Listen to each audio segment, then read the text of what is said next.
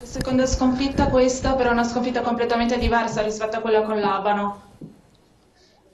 Sì, abbiamo preso gol a 2 minuti dalla fine del primo tempo, dell'1-0 poi abbiamo subito il gol a 10 minuti dalla fine del primo tempo, così sul tempo di recupero, quindi abbiamo subito 3 gol in 3 minuti, 2 reti.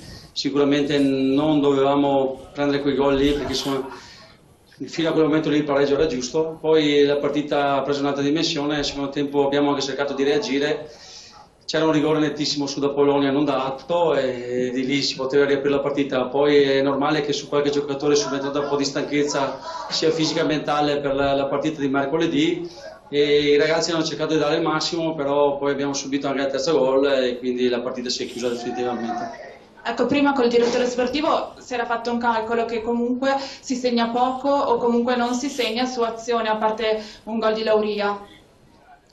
Sì, è un dato di fatto, in questo momento qua purtroppo facciamo fatica a fare gol su situazioni di gioco, ci stiamo lavorando, è chiaro che stiamo cercando di trovare anche la forma di tutta la squadra e degli attaccanti, però sono convinto che i ragazzi si bloccheranno un attimino. È chiaro che in questo momento qua dobbiamo lavorare e soprattutto dobbiamo cercare di dare continuità a quello che stiamo facendo, perché dopo una prestazione ad altissimo livello di domenica con il Mestre, oggi sicuramente la squadra non si è espressa a quel livello e quindi dobbiamo cercare di dare continuità e soprattutto per muovere la classifica, perché comunque è sempre corta, però ripeto, la continuità è quello che ti porta fino in fondo.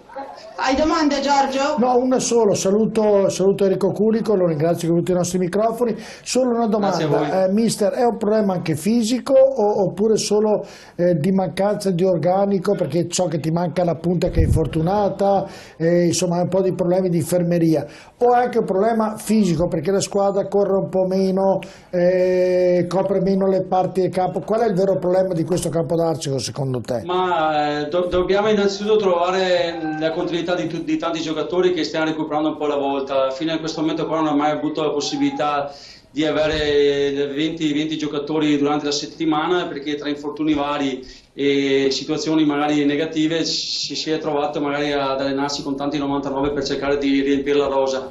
Ripeto, la continuità è quello che ci deve portare avanti. La condizione fisica non penso sia, perché domenica scorsa, ripeto, abbiamo fatto una grande prestazione sia sull'aspetto fisico sia sull'aspetto mentale, quindi non penso che in una settimana i ragazzi siano fisicamente distrutti. È questione di dare continuità, è questione di recuperare tutti i giocatori che abbiamo a disposizione e tutto questo c'è solo da lavorare e da stare in silenzio e pedalare.